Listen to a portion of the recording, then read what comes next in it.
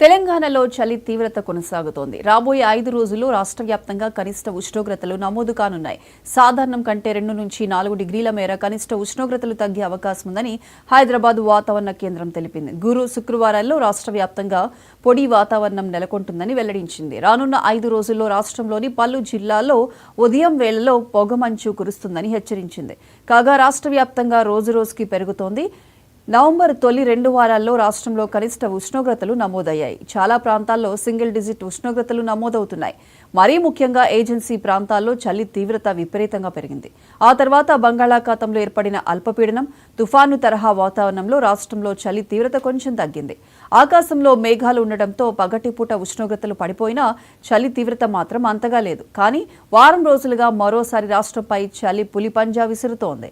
చాలా ప్రాంతాల్లో కనిష్ట ఉష్ణోగ్రతలు నమోదవుతున్నాయి. తెలంగాణ మీదుగా ఉపరితల గాలులు ఈశాన్య దిశలో గంటకు 6 నుంచి 8 కిలోమీటర్ల వేగంతో బలంగా వీచే అవకాశాలున్నాయని తెలిపారు.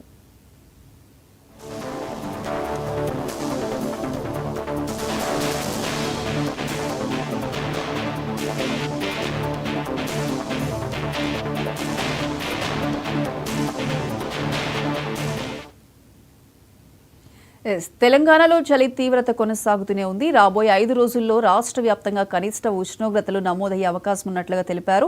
సాధారణం కంటే 2 నుంచి 4 డిగ్రీల మేర కనిష్ట ఉష్ణోగ్రతలు తగ్గే అవకాశం ఉందని హైదరాబాద్ వాతావరణ కేంద్రం తెలిపింది.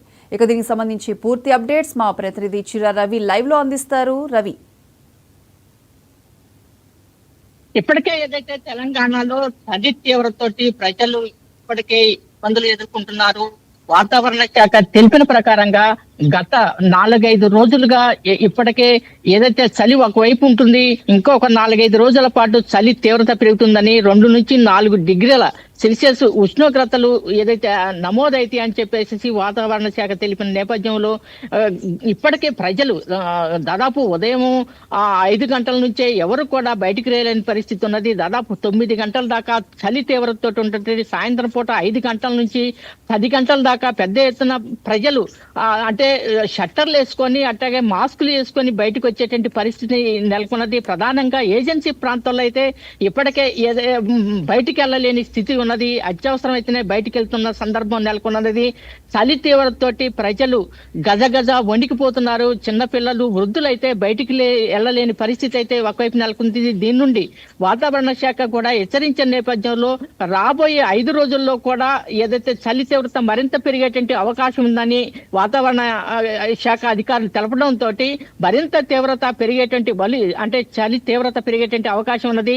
దీని నుండి ప్రజలు అప్రమత్తంగా ఉండాలని, అదేవిధంగా అత్యవసరమైతేనే చిన్న పిల్లలు కానీ వృద్ధులు కానీ బయటికి రావాలని చెప్పేసి అధికారులు ఒకవైపు చెప్తున్నారు. రెండో వైపు చలి తీవ్రతతోటి వ్యాపారులు కూడా అనేక ప్రాంతాల్లో బయటికి వెళ్ళలేనటువంటి పరిస్థితి ఉన్నది.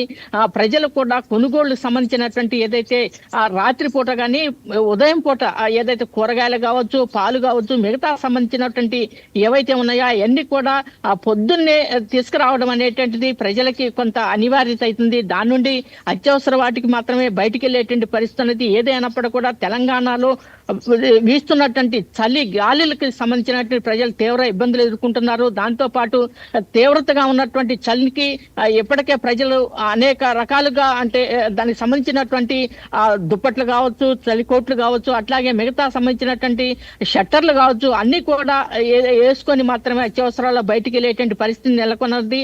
ఏదైనప్పటికీ కూడా తెలంగాణలో చలి పంజా అనేటువంటిది ప్రజల మీద విసరడంతో ప్రజలు మొత్తం కూడా ఒకవైపు ఇబ్బందులు ఎదుర్కొంటూ రెండో వైపు తమ దైనందిన కార్యక్రమాల్లో వెళ్తున్నారు.